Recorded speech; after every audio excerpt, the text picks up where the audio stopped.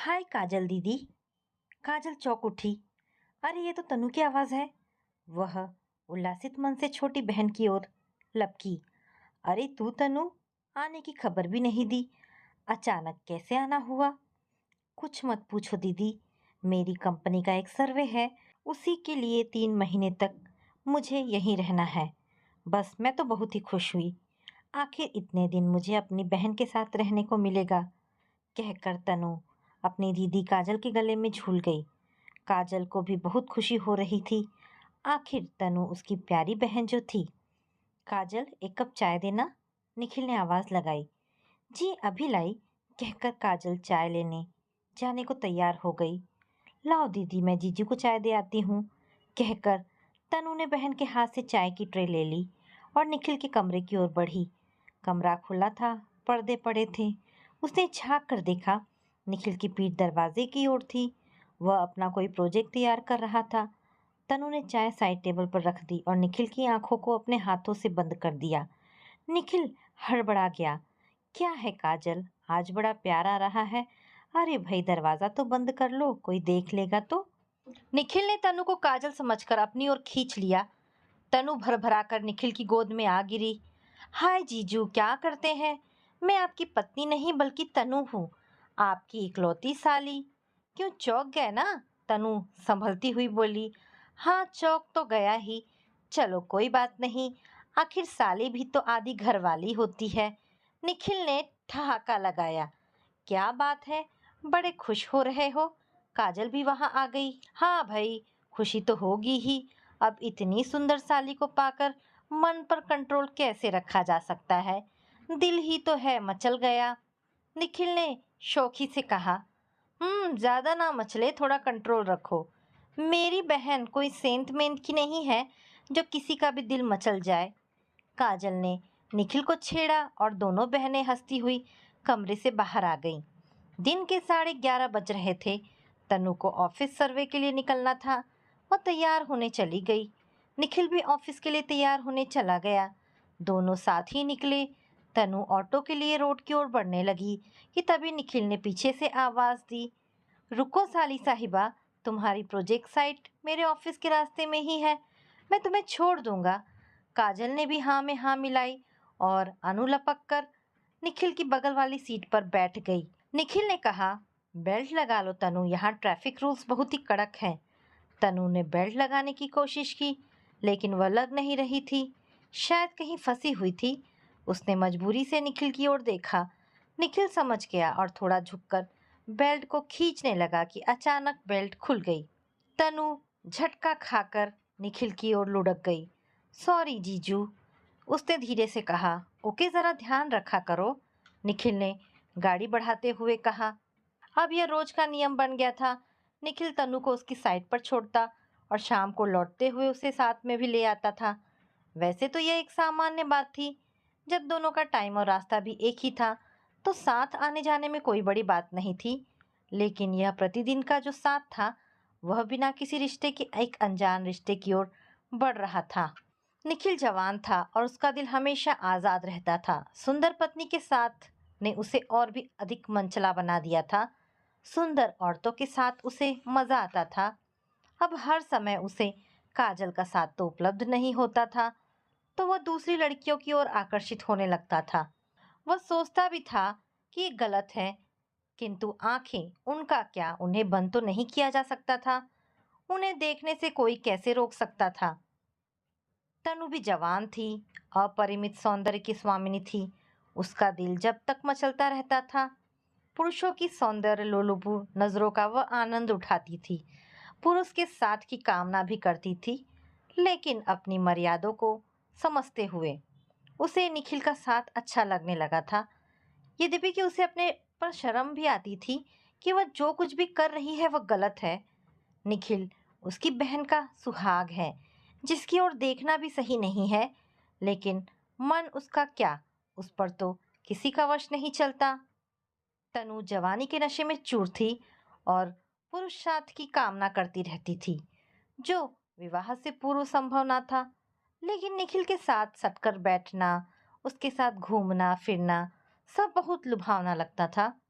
उसे अपनी बहन काजल की आंखों में देखते हुए डर लगता था, क्योंकि उन आंखों में अनेक शंका भरे प्रश्न होते थे जिनका उसके पास कोई उत्तर नहीं होता था। वह कभी भी अपनी दीदी काजल से आंख मिलाकर बात नहीं कर पाती थी। काजल सब देख समझ रही थी। उसे आश्चर्य भी होता था और दुख भी। आश्चर्य निखिल के रवैये पर था। वह पत्नी को कम से कम टाइम देता, खाने पीने में रुचि ना दिखाता। उसके बर्ताव में आए इस बदलाव से काजल अनजान नहीं थी। दुख इस बात का था कि उसकी प्यारी छोटी बहन उसके साथ विश्वासघात कर रही थी। दिन प्रतिदिन तनु और निखिल की नजदीकियां बढ़ती जा रही थी। अब उन्हें इस बात की कोई भी फिक्र नहीं थी कि काजल शाम की चाय पर उनका वेट कर रही होगी। वे दोनों तो घूमते फिरते रात के 9 बजे से पहले कभी भी घर नहीं आते थे। काजल जब भी निखिल से देरी का कारण पूछती तो जवाब तनु देती, हाँ दीदी, जीजू तो टाइम पर लेने के लिए आ गए थे, लेकिन मेरा मन आइसक्रीम खाने का कर रहा था और बाजार वहां से दूर भी बहुत था। अब समय तो लगता ही है ना। और कभी कॉफी का बहाना, कभी ट्रैफिक का बहाना। काजल इन सब बातों का मतलब अच्छी तरह समझती थी। और चाय, वह धीरे से पूछती, अब चाय क्या पियेंगे दीदी, सीधे डिनर ही खिला देना। क्यों जीजू? हाँ और क्या, वैसे भी मैं बहुत थक गया हूँ, जल्दी ही सोना चाहूंगा। निखिल उबासी लेने लगता। इधर सुबह दोनों जल्दी ही उठकर गार्डन की सैर करने जाते थे। कभी भी काजल से चलने के लिए नहीं कहते थे। काजल मन ही मन चिढ़ती थी और समस्या की छुटकारा का उपाय भी सोचती थी, जो उसे जल्दी ही मिल गया। वह भी अकेले ही सैर पर निकल पड़ी और जॉगिंग करते हुए निखिल तथा तनु की बगल से हाय करते हुए मुस्कुराकर आगे बढ़ गई। दोनों भौचक्के से उसकी ओर देखने लगे। काजल को वॉकिंग सूट में देखकर निखिल अपनी आंखें मलने लगा। ये काजल का कौन सा अनोखा रूप था जिससे वह अनजान था। घर आकर काजल ने टेबल पर नाश्ता लगा दिया और उन दोनों का इंतजार किए बिना खुद नाश्ता करने लगी। तभी निखिल भी आ गया। ये क्या मैडम, आज मेरा इंतजार नहीं किया, अकेले ही नाश्ता करने बैठ गई? तो क्या करती, सैर करके आई हूँ, भूख भी कसकर लगी है, फिर खाने के लिए किसका इंतजार करना? काजल ने ब्रेड पे बटर लगाते हुए कहा। निखिल तथा तनु ने दोनों ने ही काजल में आए इस परिवर्तन को महसूस किया।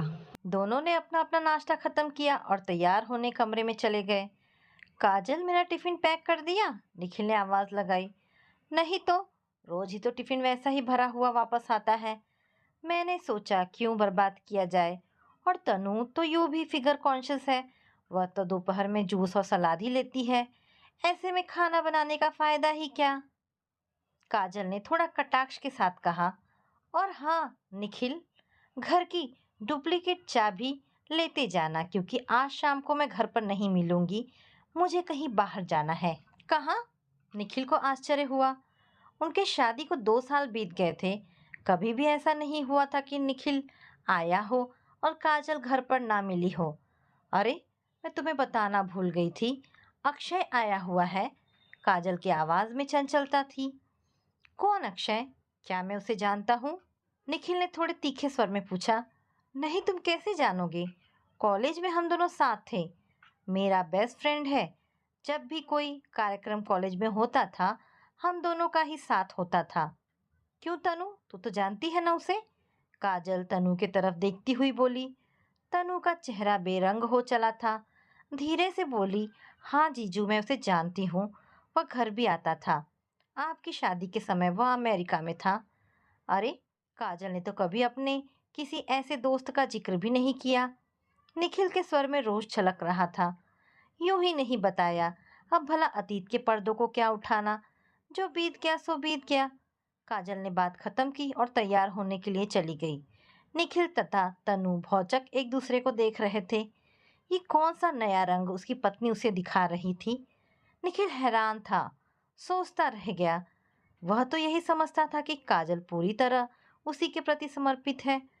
उसे तो इसका गुमान तक ना था कि काजल के दिल के दरवाजे पर उससे पूर्व कोई और भी दस्तक दे चुका था और वह बंद कपाट अकस्मात ही खुल गया। जीजू, चले? तनु तैयार खड़ी थी। आज मैं ऑफिस नहीं जाऊंगा, तुम अकेले ही चली जाओ। निखिल ने अनमने स्वर में कहा और अपने कमरे में चला गया। भड़ा दरवाजा बंद होने की आवाज से तनु चीख उठी। तो क्या जीजू को जलन हो रही है अक्षय से? वो सोचने को मजबूर हो गई। इधर निखिल बेचैन हो रहा था। वो सोचने लगा, मैं पसीने पसीने क्यों हो रहा हूँ? आखिर क्यों मैं सहज नहीं हो पा रहा हूँ? हो सकता है दोनों सिर्फ दोस्त ही रहे हो, तो फिर मन क्यों गलत दिशा की ओर भाग रहा है? मैं क्यों जलन से जल रहा हूँ? और पिछले 2 सालों में कभी भी काजल ने ऐसा कुछ भी नहीं किया जिससे मेरा मन सशंकित हो। वो पूरी निष्ठा से मेरा साथ निभा रही है, मेरी सारी जरूरतों का ध्यान रख रही है। मेरा परिवार भी उसके गुणों और ईमानदारी का कायल हो चुका है। तो फिर ऐसा क्यों हो रहा है? क्या तूने उसके प्रति पूरी निष्ठा रखी? उसके मन से आवाज आई। क्या तनु को देखकर तेरा मन डामाडोल नहीं हो उठा? क्या तूने तनु के संग ज्यादा अतरंगता नहीं दिखाई? कितने दिनों से तूने काजल को अपने पास आने भी नहीं दिया? क्यों? आखिर क्यों? क्या तेरे प्यार में बेवफाई नहीं है? नहीं नहीं, मेरे प्यार में कोई भी बेवफाई नहीं है। वह बड़बड़ा उठा। तनु हमारी मेहमान है और उसका पूरी तरह ख्याल रखना भी तो हमारा कर्तव्य है। इसीलिए काजल को तनु के साथ उसी के कमरे में सोने के लिए कहा, ताकि उसे अकेलापन ना लगे। मेरा ऐसा कोई बड़ा अपराध भी नहीं है, निखिल ने स्वयं को आश्वस्त किया। लेकिन शंका का नाग फन काढ़े जब तक खड़ा हो जाता था। रात के 8 बज गए। कहाँ होगी, अभी तक आई नहीं। निखिल कल्पनाओं के जाल में उलझता जा रहा था। क्या कर रहे होंगे दोनों? शायद पिक्चर देखने गए होंगे। पिक्चर? नहीं नहीं, आजकल कैसी कैसी पिक्चर बन रही है। पता नहीं दोनों स्वयं पर काबू रख पा रहे होंगे भी या नहीं। निखिल का मन उद्वेलित हो रहा था। जी में आ रहा था कि अभी उठे और दोनों को घसीटते हुए घर ले आए। शादी मुझसे, प्यार किसी और से? अरे जब उसी का साथ निभाना था तो मना कर देती शादी के लिए। निखिल का पारा 7वें आसमान पर चढ़ता जा रहा था। अब तो थिएटर भी खत्म हो गया होगा। फिर कहाँ होंगे दोनों? क्या पता किसी होटल में गुलछर्रे उड़ा रहे हो। आखिर अक्षय होटल में ही तो ठहरा होगा। हो सकता है दोनों एक भी हो गए हो। उसका माथा भन्ना रहा था। तभी फोन बज उठा। अरे यह तो काजल का फोन है। अच्छा, तो जानबूझकर छोड़ गई है ताकि मैं उसे फोन भी ना कर सकूं। देखूं किसका फोन है। उसने फोन उठाया। काजल के पापा का फोन था। हेलो। उसकी आवाज धीमी लेकिन चुभती हुई थी। अरे बेटा निखिल, मैं बोल रहा हूँ, काजल का पापा। कैसे हो बेटा? काजल कहाँ है, जरा उसे फोन देना। काजल अपने किसी दोस्त के साथ बाहर गई हुई है। मैं घर पर ही हूँ। बताइए क्या बात है? निखिल के स्वर में खींच स्पष्ट थी। खुशखबरी है, तुम्हें भी सुनकर खुशी होगी। अरे भाई, तनु की शादी फिक्स हो गई है। बड़ा ही अच्छा लड़का मिल गया है। अब तनु को जॉब छोड़नी पड़ेगी क्योंकि लड़का अमेरिका में सेटल है। वह तो अचानक ही आ गया। घर भी आया था। हम उसे पहले से जानते हैं। अक्षय नाम है उसका। काजल के साथ ही तो पढ़ता था। अब ये कौन सा दोस्त है काजल का जो अचानक ही आ गया और जिसका नाम भी अक्षय है और जो तनु से विवाह करने को भी राजी हो गया। निखिल सोचने पर मजबूर हो गया। अच्छा, बड़ी खुशी हुई। वैसे काजल का एक और दोस्त भी है, अक्षय, जो यहाँ आया हुआ है और पूरे दिन से काजल उसी के साथ है। अभी तक घर भी नहीं लौटी। निखिल का स्वर व्यंग्यात्मक था, लेकिन उधर से फोन पर टू टू की आवाज आ रही थी। शायद नेटवर्क चला गया था। आने दो काजल को, आज फैसला करना ही होगा। आखिर वह चाहती क्या है? अरे जब उसी के साथ रंगरेलियां मनानी थी तो मुझसे शादी क्यों किया? मेरे प्यार में उसे क्या कमी नजर आई जो वह दूसरे के साथ टाइम बिता रही है? मैं चुप हूं इसका मतलब ये तो नहीं कि मुझे कुछ बुरा नहीं लग रहा है। और ये अक्षय बड़ा ही शातिर लगता है। इधर काजल से रिश्ता बनाए हुए है और उधर तनु से शादी करने को भी तैयार है। मतलब ये है कि अपने दोनों हाथों में लड्डू रखना चाहता है। आखिर ये क्या राज है? कहीं वो दोनों को तो बेवकूफ नहीं बना रहा है? डोरबेल बज उठी। उसने दरवाजा खोला। काजल ही थी। दरवाजा खोल वह कमरे में आकर चुपचाप लेट गया। काजल ने अंदर आकर देखा। कमरे में अंधेरा है और निखिल लेटा हुआ है। अरे अंधेरे में क्यों पड़े हो? लाइट तो जला लेते। उसने लाइट जलाते हुए कहा। रहने दो काजल, अंधेरा अच्छा लग रहा है। हो सकता है उजाले में तुम मुझसे आंखें ना मिला सको। उसकी आवाज में तड़प थी। क्यों, ऐसा क्या हो गया जो मैं तुमसे आंखें ना मिला सकूंगी? काजल ने तीखी आवाज में कहा। तुम अच्छी तरह जानती हो क्या हुआ है और क्या हो रहा है। मैं बात बढ़ाना नहीं चाहता। मुझे नींद आ रही है, लाइट बंद कर दो, सोना चाहता हूँ। कहकर उसने करवट बदल लिया। काजल मन ही मन मुस्कुरा उठी। तो तीर निशाने पर लगा है। जनाब बर्दाश्त नहीं कर पा रहे हैं। उसने भी तकिया उठा लिया और सोने की कोशिश करने लगी। सुबह उठकर उसने अपने दिन के अनुसार सारे काम किए। निखिल तथा तनु को बेड टी दी, डाइनिंग टेबल पर नाश्ता लगा दिया और नहाने के लिए जाने लगी। तभी उसका फोन बज उठा। निखिल जल्दी से फोन उठाने के लिए लपका, तभी काजल ने उठा लिया। स्क्रीन पर नाम देखकर मुस्कुराने लगी। हेलो, हाँ हाँ, पूरा प्रोग्राम वही है, कोई भी बदलाव नहीं है। मैं भी बस तैयार होकर तुम्हारे पास ही आ रही हूँ। फोन रखकर उसने बड़े ही आत्मविश्वास से निखिल की ओर मुस्कुराकर देखा। निखिल अंदर ही अंदर जल भुन गया। आज फिर कहाँ जा रही है? लगता है पर निकल आए हैं, अब काटने ही होंगे। घर के प्रति पूरी तरह समर्पित भीरू प्रवृत्ति की स्त्री इतनी मुखर कैसे हो गई? क्या इसे मेरी तनिक भी चिंता नहीं है? इस तरह तो यह मुझे धोखा दे रही है। क्या करूं, कुछ समझ में नहीं आ रहा है। इसके पापा ने तो बताया था कि अक्षय से तनु की शादी फिक्स हो गई है, तो फिर ये क्या है? इसी उलझन में फंसा हुआ वह अपने कमरे में जाकर धड़ाम से बेड पर गिर गया। आज फिर ऑफिस से छुट्टी ले ली, लेकिन कब तक, आखिर कब तक वह इसी प्रकार छुट्टी लेता रहेगा? बस अब कुछ ना कुछ निर्णय लेना ही पड़ेगा। वह सोचने पर मजबूर हो गया था। तभी तनु ने धीरे से पर्दा हटाकर झांका। जीजू, आज शाम की फ्लाइट से मैं पापा के पास दिल्ली वापस जा रही हूँ। मैंने अपना रिजाइन लेटर कंपनी को भेज दिया है। अब जब अगले महीने मेरी शादी हो रही है और मुझे अमेरिका चले जाना है, तो मैं जॉब कैसे करूँगी? निखिल चुप रहा। उसने तनु को यह भी नहीं बताया कि उसके पापा का फोन आया था और वह इन सब बातों से अवगत है। तनु अपने कमरे में चली गई पैकिंग करने। निखिल बेड पर करवटें बदल रहा था, मानो अंगारों पर लौट रहा हो। डोरबेल की आवाज पर निखिल ने दरवाजा खोला। काजल ही थी। आ गई आप? निखिल के स्वर में व्यंग था। बड़ी जल्दी आ गई, अभी तो रात के 9 ही बजे हैं। इतनी भी क्या जल्दी थी? थोड़ी देर और एंजॉय कर लेती। शायद तुम ठीक ही कह रहे हो, काजल ने मुस्कुराकर अंदर आते हुए कहा। तुम दोनों की चिंता लगी थी, भूख लगी होगी। अब खाना क्या बनाऊंगी? कहो तो सैंडविच बना दूं, कॉफी के साथ खा लेना। बड़ी मेहरबानी आपकी, इतनी भी जहमत उठाने की क्या जरूरत है। तनु शाम की फ्लाइट से दिल्ली वापस चली गई है। तुम्हारे पापा का फोन आया था, मैंने भी खाना बाहर से ऑर्डर करके मंगा लिया था। तुम चिंता ना करो, जाओ सो जाओ, निखिल ने चिढ़ते हुए कहा और सोने लगा। काजल मन ही मन मुस्कुरा रही थी। कैसी मिर्ची लगी है जनाब को।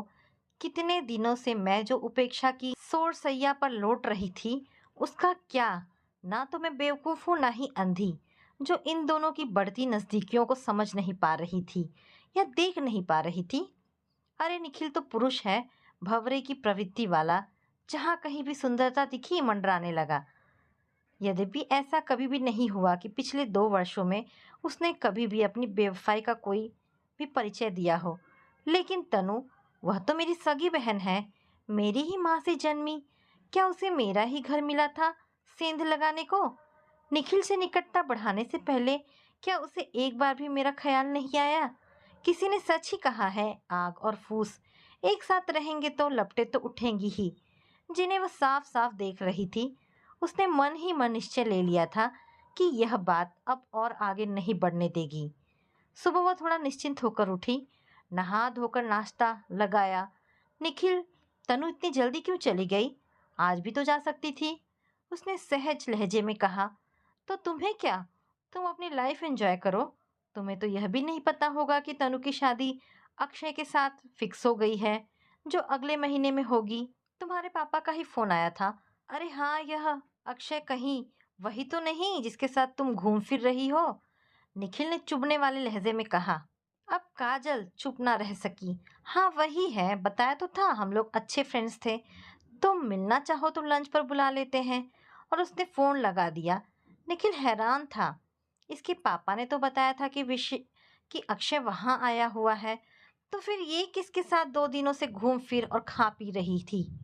और काजल ने बड़ा ही शानदार लंच बनाया था। सभी कुछ निखिल की पसंद का था। शाही पनीर, भरवा भिंडी, मटर पुलाव, सलाद और रायता, खीर। 2 बजे दरवाजे की घंटी बज उठी। निखिल ने दरवाजा खोला। सामने उसकी बुआ की बेटी श्वेता खड़ी मुस्कुरा रही थी। वह और काजल अच्छी सहेली बन गई थी। हाय भैया, भाभी कहाँ है? वह तो रसोई में है। उसका कोई दोस्त लंच पर आने वाला है, बस उसी की तैयारी कर रही है। निखिल हड़बड़ा गया था। अच्छा, तो भाभी से कहिए उनका दोस्त आ गया है। श्वेता मुस्कुरा रही थी। क्या? कहाँ है? निखिल का माथा चकरा रहा था। आपके सामने ही तो है। तुम? सच भाभी बहुत मजेदार है। 2 दिनों से जो मजे वे कर रही थी, वर्षों से नहीं किए थे। पूरे दिन दिन भर साथ रहना, रात में देर से आना। निखिल उलझन में था। तभी पीछे से हंसती हुई काजल ने आकर निखिल के गले में अपनी बाहें डाल दी। हाँ निखिल, ये हम दोनों की मिली भगत थी।